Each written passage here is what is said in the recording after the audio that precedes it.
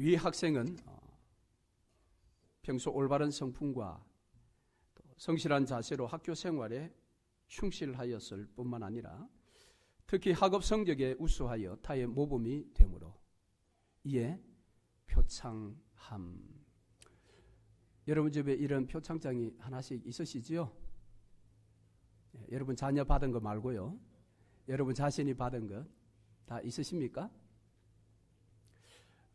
저희 집에는 없어요. 적게 없어요. 저는 그저 얌전하게 학교 생활을 한 그런 범생이 생활을 한 것 같아요. 자, 그런데 우리가 신앙생활을 할 때에 하나님께서 우리에게 만일 이와 같은 표창을 준다면 우리 교회에 속한 여러분들 가운데 과연 몇 분이 우리 앞에 나와서 하나님 앞에서 이 표창을 받을 수가 있겠습니까? 신앙에 있어서 타의 모범이 되므로 이에 표창함. 우리는 늘 1등만 기억하는 사회에서 살았던 사람들입니다. 그래서 1등 외에는 별 볼 일 없는 것을 우리가 많이 취급합니다만은 요즘은 그런 가치관들이 많이 바뀌었지요. 그럼에도 불구하고 사도 바울은 자신은 하나님의 부름의 상을 위하여 힘을 다하여 달려간다고 했습니다. 그래서 아마도 사도 바울은 그 힘을 다하여 달려가던 그 달리기의 속도로 천국에 입성했을 것입니다. 우리도 여러분 그런 삶을 살아야 되지 않겠습니까? 겨우 젊을 때 한 5년, 한 10년 열심히 달리기 하다가 그 다음에는 뒤로 물러나서 나 다 해봤어. 나도 그렇게 옛날에는 열심히 해봤어. 철야도 해보고 말이지. 선교도 갔다 오고 나 다 해봤어. 그것이 아니라 주님 앞에서는 그날까지 부름의 상을 향하여 달리는 그 속도 그대로, 물론 육신적으로 달리는 그 속도를 인생의 노년기에서 달릴 수는 없어요. 그건 분명합니다. 그러나 그 연배에 맞는 신앙의 달리기를 최선을 다하여 달리다가 천국 입성해야 되지 않겠습니까? 바로 그런 자가 사실은 사도 바울뿐만 아니라 구약에는 다윗입니다. 그래서 다윗은 하나님으로부터 천년 모범을 보인 신앙인이다 이렇게 평가를 받았습니다. 그 증거로 다윗은 자신이 왕된 그때부터 다윗의 길이라는 이 고유 명사를 만든 인생입니다. 하나님 보실 때에 생명의 길로 달려가는 모든 사람들은 다윗의 길이라 그 고유 명사를 사용했습니다. 반면 멸망을 향해서 치닫고 있는 모든 사람들에 대해서는 여로보암의 길이다라는 고유 명사를 사용했습니다. 그래서 다윗이 왕이 되는 BC 1010년경부터 예수님 오셨던 AD 새로운 시대가 시작되는 그때까지 약 한 1000년의 세월 동안 다윗은 이스라엘뿐만 아니라 모든 신앙의 사람들에게 천년 모범의 삶을 살았던 사람입니다. 여러분, 세상에 어떤 것이 천년 동안 모범이 될 수 있겠습니까? 우리 사회에, 아니 심지어 전 세계적으로 무엇이 유행한다 할지라도 기껏 몇십 년입니다. 그런데 천년 동안 그 모범의 길이 효과가 있었다. 이건 전무후무한 일이죠. 도대체 다윗은 어떤 신앙생활을 했기에 천년의 모범으로 하나님께로부터 인정을 받게 되었을까? 그래서 오늘은 통설교 5번째 시간으로 천년 모범이라는 제목의 이야기를 함께 나누어 보려고 합니다. 다윗은 신앙 계승의 실패 시대, 즉 사사 시대에 그 강력한 흑암 같은 어두움을 비추는 한 줄기의 빛으로서 그 시대의 신앙계성에 성공한 한 집안의 족보 가운데 이름이 거론되고 있죠. 그것은 바로 라합의 족보입니다. 라합의 아들 보아스가 룻을 만나 다윗의 조상들을 탄생케 하는 바로 이 다윗의 족보 룻기 4장 끝부분에 있는 그것을 통해서 희미하게 다윗은 우리들에게 소개되어졌습니다.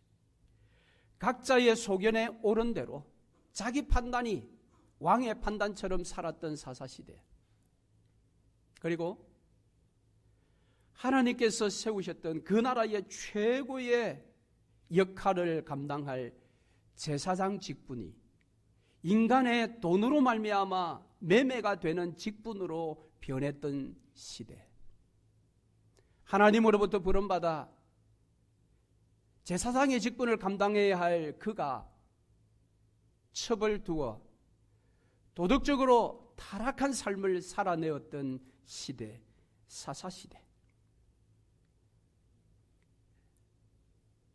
그런 사사시대는 사실은 그들이 그런 시대를 만들어내었을 뿐이지 하나님께서 그런 시대를 만든 것은 아닙니다. 아니, 하나님은 오히려 처음 아브라함과 언약하셨던 그 자손을 애굽에서 430년 만에 큰 민족으로 성취시켜 주셨습니다. 그리고 모세와 여호수아를 통해서 가나안을 정복하게 되고 땅을 분배해 줌으로 땅에 대한 약속까지도 성취시켜 주셨습니다. 그러면 이제 그 자손과 땅을 받은 이스라엘 백성들이 하나님과 언약을 맺은 백성으로서 그들이 마땅히 지켜야 할 거룩한 백성으로서의 삶만 남았습니다. 즉 언약을 이행하는 삶만 남았습니다. 그런데 그들은 그 축복의 땅에 들어가서 그 언약을 이행하지 않았습니다. 가나안의 풍습을 받아들이며 언약을 파기합니다. 아니, 파기했을 뿐만 아니라 그 언약의 주체가 되시는 하나님을 그들은 버리겠다고 나왔습니다. 즉 우리에게 당신 아닌 인간 왕을 세워달라라고 그랬습니다. 하나님은 이스라엘 백성들에게 약속의 땅에서만 왕이 아니라 애굽에서도 왕이었고 광야에서도 왕이었고 약속의 땅에서도 아니 주님 오시는 그날까지 아니 영원토록 이스라엘의 왕이십니다. 그런데 그 왕된 백성인 이스라엘이 그 왕을 버리고 인간의 왕을 달라라는 사태가 발생했습니다. 바로 그들의 이 패역한 역사의 이야기가 사무엘서부터 열왕기서, 역대기서, 그리고 포로 생활 가운데 그 이후에까지 기록된 페르시아 관련된 7권의 책에 그 이야기들이 다 기록되어 있습니다. 그럼에도 불구하고 하나님을 향하신, 인간을 향하신 하나님의 그 사랑은 변치 않았습니다.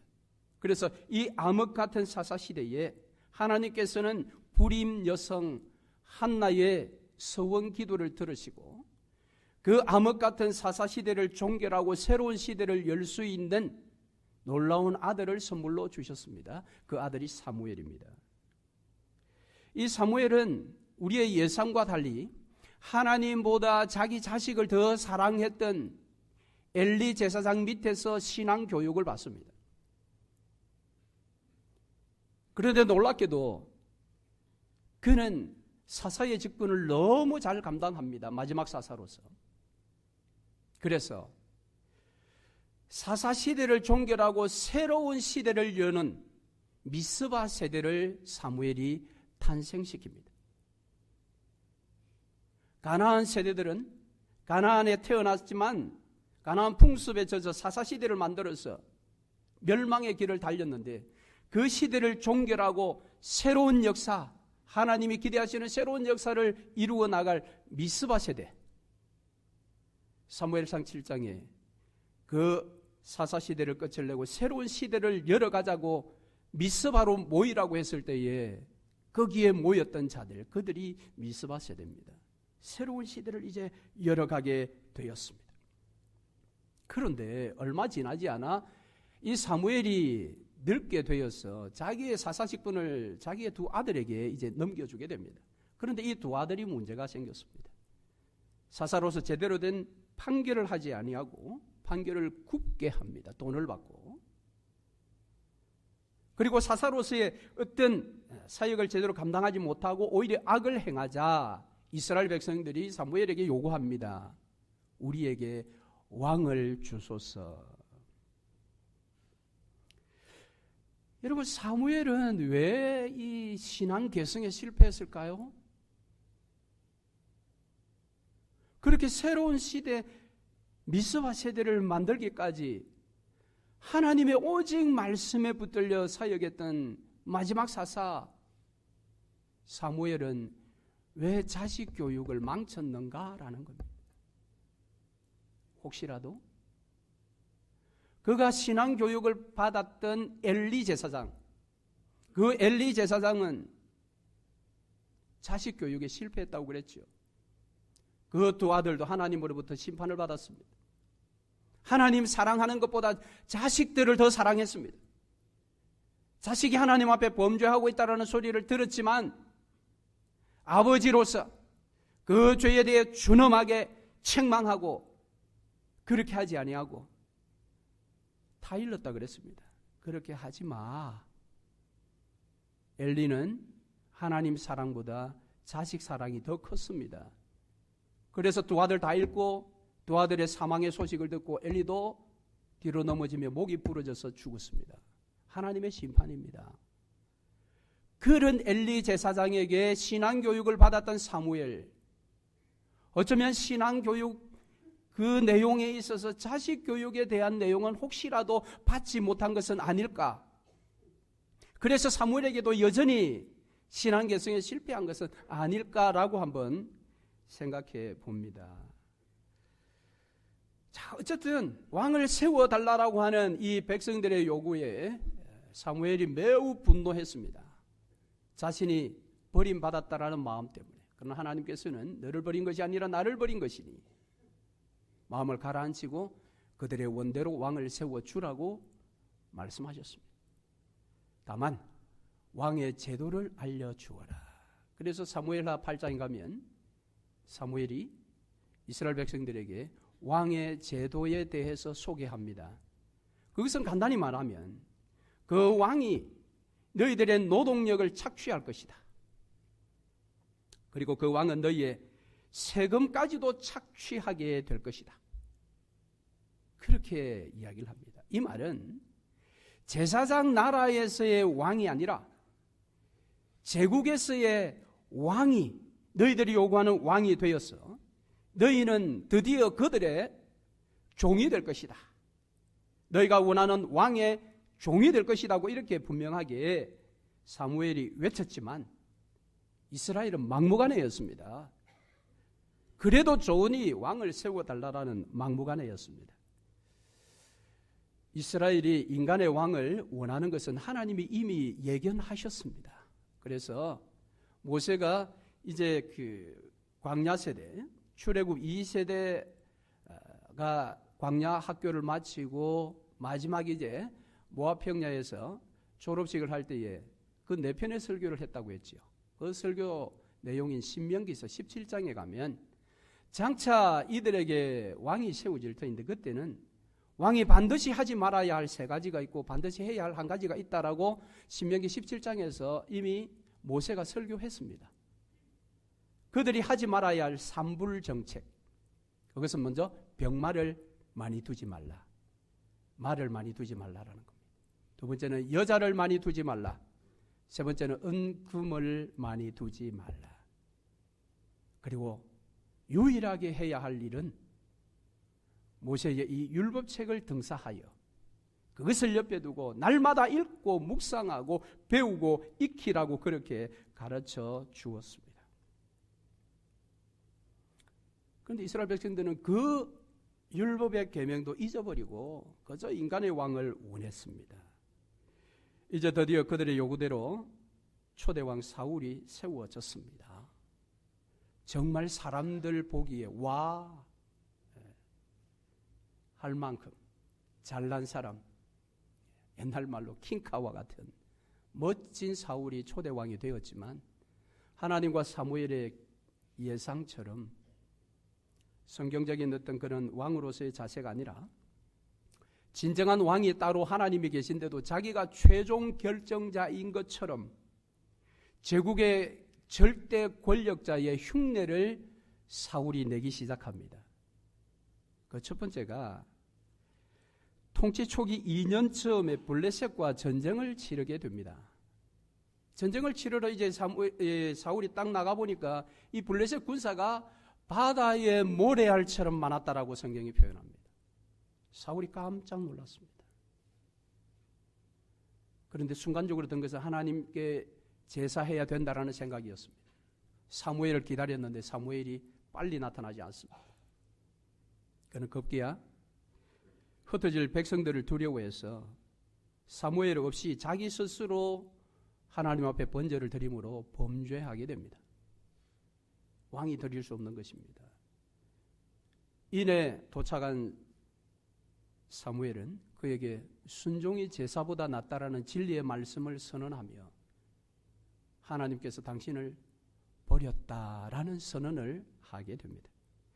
그렇지만 그는 계속해서 왕위에 있었습니다. 약 18년의 세월이 지나고 그가 왕이 된 20년 쯤 되었을 때에 아말렉과의 전쟁을 하게 됩니다. 이 아말렉 족속은 이스라엘 족속에게 아주 기억에 남는 족속입니다. 그것도 좋지 않은 기억입니다. 출애굽한 이스라엘 백성들이 모세와 함께 약속 땅에 가기 위해서 아말렉 땅을 지나가려고 했습니다. 왜냐하면 그것이 지름길이었기 때문에. 그래서 공문을 보내었죠. 우리가 좌로도 우로도 치우치지 않고 딱 한 길로 통과하겠다라고 했지만 아말렉은 노라고 거절했습니다. 그래서 그 길로 가지 못하고 우회하게 됩니다. 방향을 틀었는데 아말렉이 뒤쫓아와서 이스라엘을 공격했습니다. 그것도 이스라엘 그 행진 대열에 있어서 맨 뒷부분을 공격했습니다. 이스라엘이 행진할 때에 맨 뒤에 있는 그룹은 어떤 그룹이겠습니까? 어린아이들과 여자들입니다. 약하고 힘없는 그 그룹을 아말렉이 공격했습니다. 아말렉은 참 비겁한 족속입니다. 그래서 하나님께서는 이 아말렉을 장차 이 땅에서 완전히 진멸시키겠다라는 것이 하나님의 약속이었습니다. 그리고 그 일을 오늘 사울에게 명합니다. 이 아말렉 족속을 완전히 진멸해라. 호흡 있는 것들은 사람이든 짐승이든 다 죽이라고 했습니다. 왜? 이것은 일반 전쟁이 아니라 거룩한 전쟁이기 때문에 그렇습니다. 즉 그것은 악을 제거하는 것이기 때문에 악은 조금이라도 남겨둬서는 안 되지 않습니까? 그래서 하나님이 모든 것을 진멸하라고 했으나 사울은 좋은 짐승들을 살렸습니다. 무엇입니까? 거룩한 전쟁을 사울의 개인적인 판단으로 제국의 전쟁으로 바꿔놓았습니다. 이것이 죄입니다. 제국의 전쟁은 무엇입니까? 제국의 전쟁은 가서 전리품을 취하는 것입니다. 그래서 제국들은 전쟁을 할 때 용병을 씁니다. 자국의 백성을 쓰는 것이 아니라 용병을 사서 쓰는데 용병을 살 때에 싼 값에 삽니다. 그리고 약속합니다. 저 땅을 점령하면 들어가서 사람이든 짐승이든 재물이든 너 마음대로 취해. 그것이 제국의 전쟁입니다. 그래서 용병들은 들어가면 사람을 겁탈하고 좋은 짐승들을 끌고 가고 재물을 탈취합니다. 그것이 제국의 전쟁의 특징인데 이 사울은 거룩한 하나님의 전쟁을 이처럼 전리품을 챙기는 제국의 전쟁으로 바꾸어 놓았습니다. 그것이 하나님 앞에 죄였습니다. 그래서 사무엘이 드디어 정권 교체를 선언합니다. 하나님께서 너의 정권을 다른 사람에게 줄 것이다. 그 선언 이후에 라마로 돌아와 슬픔에 빠진 이 사무엘에게 하나님은 아무도 예상하지 못했던 한 명령을 하십니다. 그것은 베들레헴에 있는 이새의 아들에게 기름 부어 다음 왕으로 세우라는 것입니다. 바로 그 아들이 8번째 아들 다윗입니다. 다윗이 사무엘에 의해서 기름 부음 받았습니다. 그리고 얼마 지나지 않아서 그가 하나님의 놀라운 복음의 계획인 이 제사장 나라와 거룩한 백성의 구원 무대에 등장하게 됩니다. 그런데 그의 등장은 매우 임팩트가 있었습니다. 왜냐하면 골리앗과의 전쟁을 통해서 그가 역사의 무대에 자기의 이름을 드러내기 시작했기 때문에 그렇습니다. 하나님의 이름으로 나가 물맷돌을 이용하여 골리앗을 이겼던 다윗은 이 구원의 역사 무대에 화려하게 등장을 했습니다. 그리고 사울의 눈에 들게 됩니다. 사울이 그를 픽업해서 장군으로 발탁합니다. 그리고 명을 따라 나가는 전쟁마다 승승장구합니다. 그런데 웬일입니까? 전쟁에 승리하면 승리할수록 이상한 일들이 일어나는 것입니다. 백성의 민심이 사울에게서 다윗에게로 넘어가는 것입니다. 노래를 통해서. 버림받은 자 사울이 가만히 있을 수가 없지요. 시기하여 그 다윗을 죽이려고 합니다.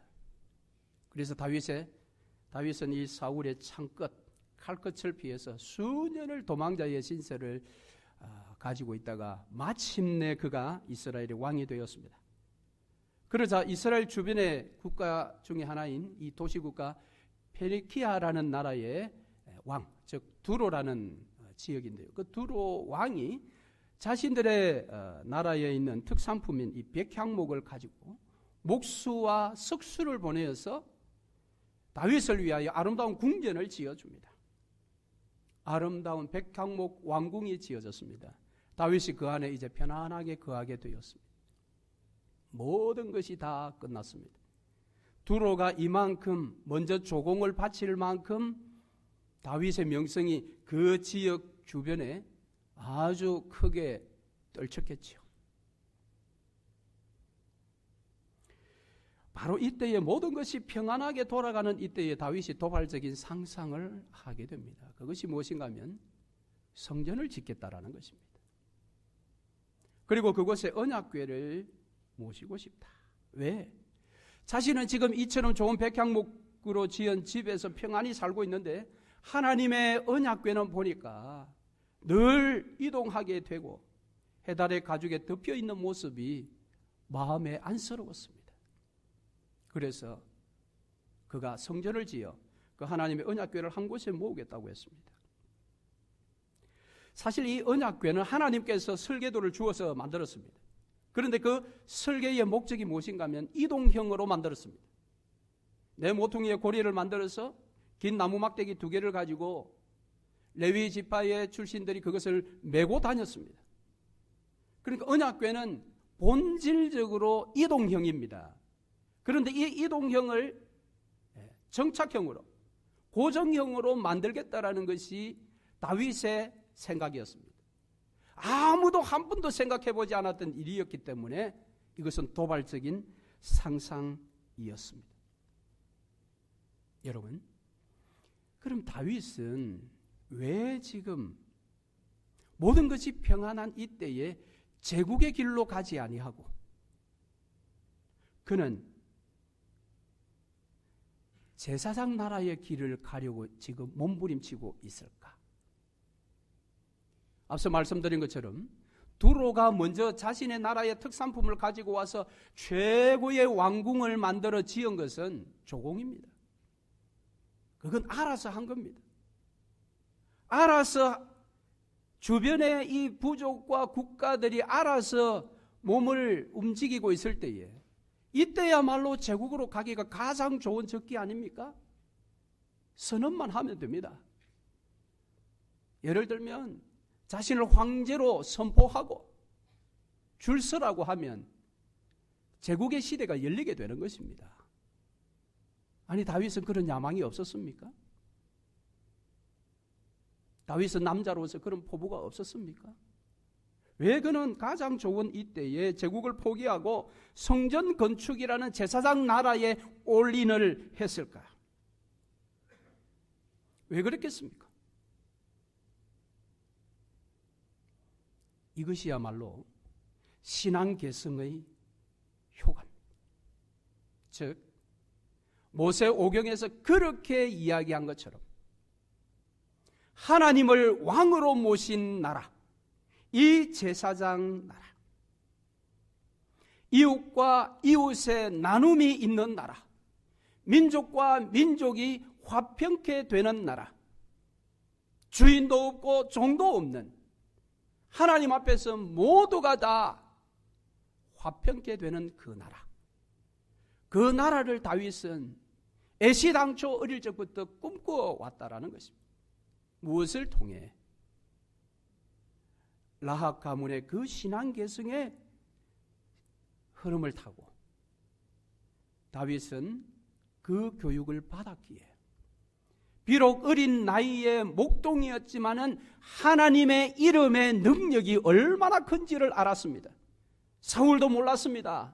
왕도 몰랐고 그의 군대 장관들도 몰랐고 그 전쟁터에 있는 자기의 형들도 하나님의 이름의 능력을 몰랐으나 다윗은 그것을 알았습니다. 무엇을 통해?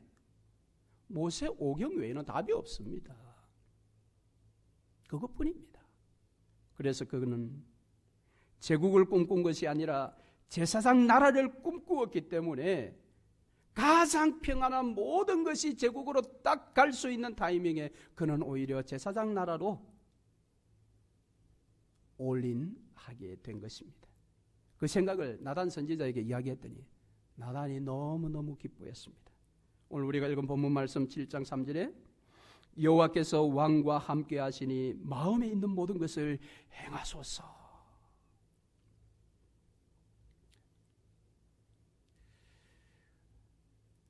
저도 이런 이야기를 듣고 싶습니다.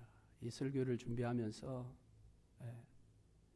우리 장로님들로부터 목사님 하나님 함께 하시니 목사님 마음에 있는 모든 것을 행하소서. 그러려면 다윗을 따라가야 되는데 이게 이제 문제죠. 이 설교를 준비하며 이 나단에 외치는 소리, 이 소리가 이 소리를 들으며 목회를 해야 되는데,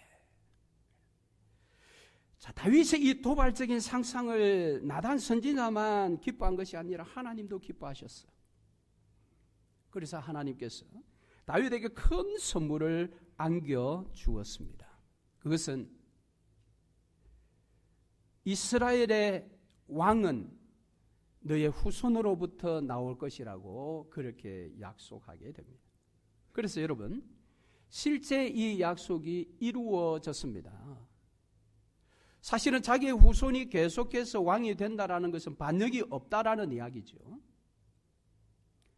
그리고 자신의 후손이 왕이 되는 이건 사울이 가장 원했던 일입니다. 사울이 다윗의 명성이 점점 올라감으로 그를 시기하여 죽이려고 했던 이유 가운데 더 큰 이유는 자기 자신이 아니라 자기 아들 때문이었다고 생각합니다. 저는. 그러니까 다윗의 명성이 올라감으로 지금 왕이 된 자기를 밀어내고 다윗이 왕이 될 것이다, 그래서 저거 죽여야 된다라는 그것이 아니라 다윗의 명성이 자기의 명성을 넘어서고 있다라는 것은 자기 다음 왕이 자기 아들 요나단이 될 가능성 제로가 된다라는 겁니다. 그건 누구나 생각할 수 있는 거죠.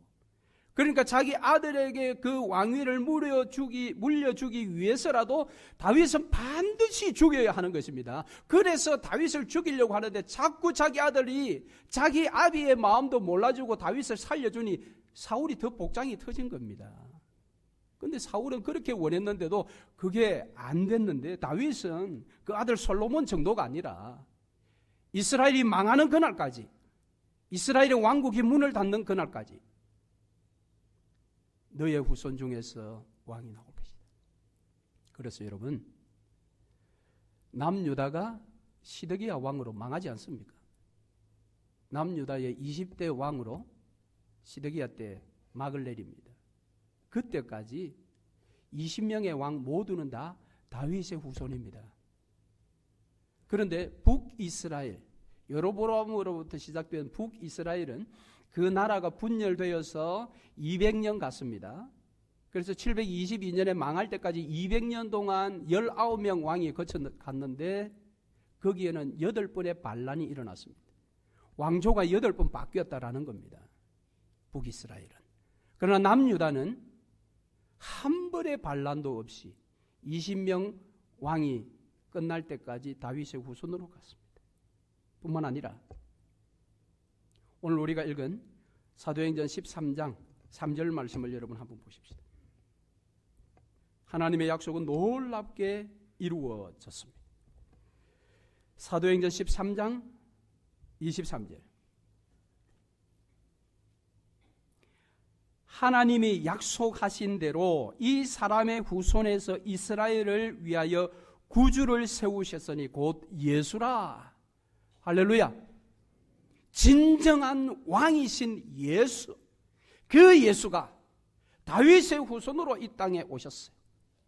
그것은 하나님께서 그의 마음에 합한 자 다윗에게 약속하셨던 이 약속의 선물을 그대로 이루어 주셨다라는 것입니다. 할렐루야. 그래서 다윗이 천년 모범의 사람이 된 것입니다. 자, 그러면 우리는 이런 생각을 해볼 수 있습니다. 아니, 다윗도 하나님 앞에 큰 실수를 한 적이 있잖아. 우리가 잘 아는 실수, 간음죄, 살인죄, 이런 죄까지 지었는데 어떻게 천년 모범에 오를 수 있느냐? 사울과 마찬가지 아닌가? 라는 질문을 우리가 해볼 수가 있습니다. 여러분, 다윗의 이 통치사, 다윗이 왕이 되어서 통치를 하는 그 내용은 사무엘하 1장부터 기록이 되어져 있었거든요. 사무엘 1장부터 이제 내용을 쭉 살펴보면 사울이 이스라엘의 진정한 통일 왕국의 왕이 되어서 그 나라를 팽창시켜 나갑니다. 점점 나라가 팽창되어 나가고 나라가 점점 안정이 되어 갑니다. 그런데 사무엘하 11장에 가면 분위기가 확 반전이 일어납니다. 그것이 바로 바세바와의 간음죄로부터 시작된 우리아를 죽이는 살인죄라는 내용까지 막 기록되고 있습니다. 그는 간음죄를 지었을 뿐만 아니라 그 간음죄를 덮기 위해서 우리아를 죽이는 살인죄를 지었어요. 살인죄를 지었을 뿐만 아니라 이 살인죄를 짓기 위해서 우리아를 전투의 맨 앞에 세워서 적들에 의해서 죽게 만들라라고 요압에게 명령했던 그 전쟁이 랍바성 전투입니다. 랍바성을 차지하기 위해서 전쟁을 일으킬 때 그 제일 앞에 선봉에 우리아를 세워서 죽게 하라고 그렇게 명령을 했는데 거기에서 우리아는 죽었지만 그 전쟁에서 이스라엘이 이기게 됩니다. 그리고 랍바성의 왕이 쓰고 있던 금 면류관이 있었는데 이 면류관은 엄청난 무게를 가진 면류관이라고 합니다. 그 놀라운 면류관을 다윗이 자기가 쓰게 됩니다. 다윗의 신앙이 지금 완전히 지금 망가지고 있습니다. 평소 같으면 그런 전리품을 그가 자기가 쓰겠습니까? 하나님께 드렸겠지요. 그런데 그 휘황찬란한 그 면류관을 자기가 쓰게 됩니다. 무엇입니까? 간음죄 지었죠. 살인죄 지었죠. 살인죄를 짓는 그 싸움에서 이겼다고 그 면류관을 다윗이 썼다. 사무엘은 그 모든 내용을 너무 자세하게 기록해 놓고 있습니다. 11장부터. 왜 이렇게 자세하게 기록하고 있을까요? 천전모범의 사람인데 그것은 모두가 다 죄인이라는 것을 우리에게 알려주기 위함입니다. 사울만 죄인이 아니라 다윗도 죄인이라는 겁니다. 다윗도 죄인이라는 겁니다. 모든 인생이 다 죄인이라는 겁니다. 그럼에도 불구하고 다윗은 그럼 어떻게 천년모범의 인정을 받을 수 있었을까? 그것은 자신의 범죄가 드러났을 때에 보인 태도 때문입니다.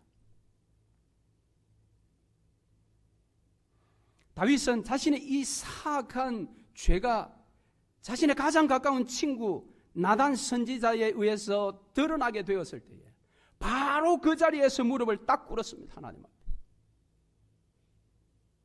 그러나 사울은 어땠습니까? 사울은 수없는 핑계를 대었습니다. 블레셋과의 전투에서 자기가 번제를 먼저 드려놓고도 백성이 흩어질까 봐 어쩔 수 없었다. 아말렉과의 전쟁에서도 전리품을 챙겨놓고 내가 원해서 챙긴 게 아니라 백성들이 이걸 가지고 제사를 하자고 해서 내가 그랬다. 끝없이 핑계에 변명을 대었지만 다윗은 달랐습니다. 자신의 범죄가 드러난 순간 하나님 앞에 바로 무릎을 꿇었습니다. 이것이 다윗 신앙의 힘입니다. 이게 진짜 신앙의 실력입니다. 이게. 그리고 그가 하나님 앞에 우슬초로 자기를 정결케 해달라고 몸부림치며 회개를 토해내었던 그 내용이 시편 51편입니다. 그래서 시편 51편에 보면 자신의 죄악으로 말미암아 처절하게 아파하며 몸부림치는 내용들이 나오는데 거기에는 나의, 내가, 또 내게 이와 같은 나라는 1인칭 주어가 32번에 걸쳐 나옵니다. 회개는 철저히 자기를 향하고 있습니다. 여러분 시편 34편 18절에 여호와는 마음이 상한 자를 가까이 하시고 충심으로 통회하는 자를 구원하시는도다. 할렐루야. 그래서 다윗이 자신의 죄악을 뼈저리게 느끼며 토해내었던 그런 회개로 말미암아 하나님의 관계가 회복된 것입니다. 이것이 사울과의 완전 다른 것입니다. 우리 모두는 다 실수할 수 있습니다. 심지어 죄를 지을 수 있습니다. 그러나 그때에 그것이 드러났을 때에 어떤 행동을 하는가는 매우 중요합니다.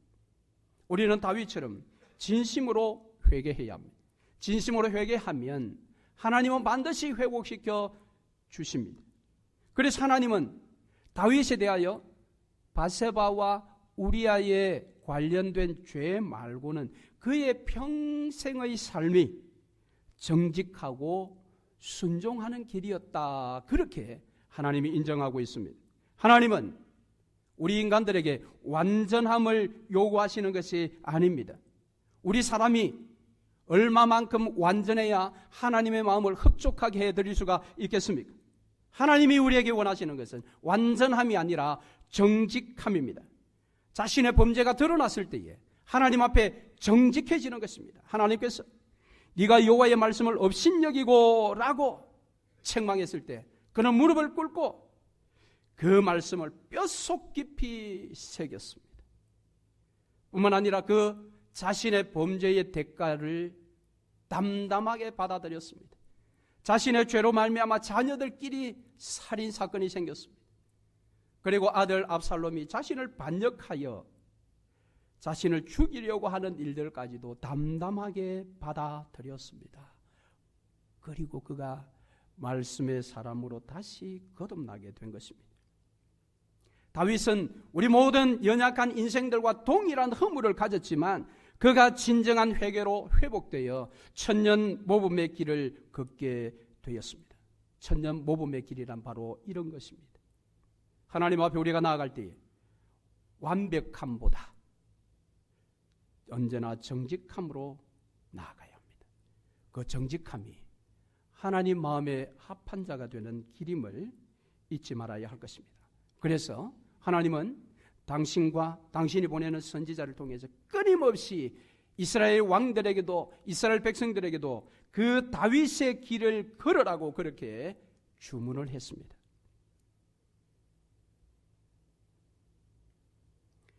그래서 이 다윗은 천년 모범이 되어 이스라엘 백성들이 약속의 땅에 들어가서 어떻게 살아야 할 것인지를 보여주는 것뿐만 아니라 오늘 이 시대를 살아가는 저와 여러분에게도 어떻게 살아가야 할지를 보여주고 있습니다. 그는 우리가 감히 흉내낼 수 없는 그런 삶을 살다만 간 사람이 아닙니다. 물론 그는 말씀을 따라 순종한 전형적인 신앙의 용사였습니다. 반면에 그는 말씀에 순종하여 평범한 사람이 지을 수 없는 죄까지도 짓게 되는 죄인의 모습을 보여주었습니다. 뿐만 아니라 그는 회개하고 용서받은 후에 다시 말씀 안에 어떻게 새롭게 서는지를 우리에게 보여준 전형적인 의인의 모습을 우리에게 보여주었습니다. 그러므로 다윗은 이 하나님과의 이 언약 관계를 이행하는 그 모세의 율법, 그 말씀을 너무도 잘 터득하고 배워서 그 말씀대로 살았습니다. 그래서 여러분, 그의 마지막 말과 유언의 말을 한번 보십시다. 사무엘하 23장으로 한번 가보겠습니다. 사무엘하 23장. 사무엘하 23장으로 갑니다. 1절부터, 사무엘하 23장 1절부터 제가 읽습니다. 이는 다윗의 마지막 말이라. 이새의 아들 다윗이 말하며 높이 세워진 자, 야곱의 하나님께로부터 기름 부음 받은 자, 이스라엘의 노래 잘하는 자가 말하노라.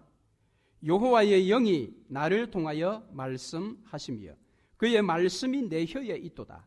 이스라엘의 하나님이 말씀하시며 이스라엘의 반석이 내게 이르시기를 사람을 공의로 다스리는 자, 하나님을 경외함으로 다스리는 자여, 그는 돋는 해의 아침 빛 같고 구름 없는 아침 같고 비 내린 후에 광선으로 땅에서 움이 돋는 새풀 같으니라 하시도다. 내 집이 하나님 앞에 이같이 아니하냐.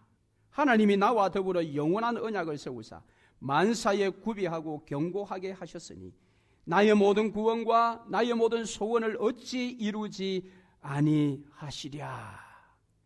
다윗의 인생의 마지막 말입니다. 그리고 그가 솔로몬에게 한 유언은 열왕기상 2장 1절부터 4절까지인데요.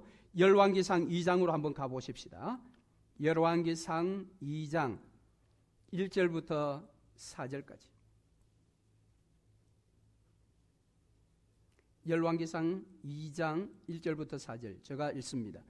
다윗이 죽을 날이 임박함에 그의 아들 솔로몬에게 명령하여 이르되 내가 이제 세상 모든 사람이 가는 길로 가게 되었으니 너는 힘써 대장부가 되고 내 하나님 여호와의 명령을 지켜 그 길로 행하여 그 법률과 계명과 율례와 증거를 모세의 율법에 기록된 대로 지키라.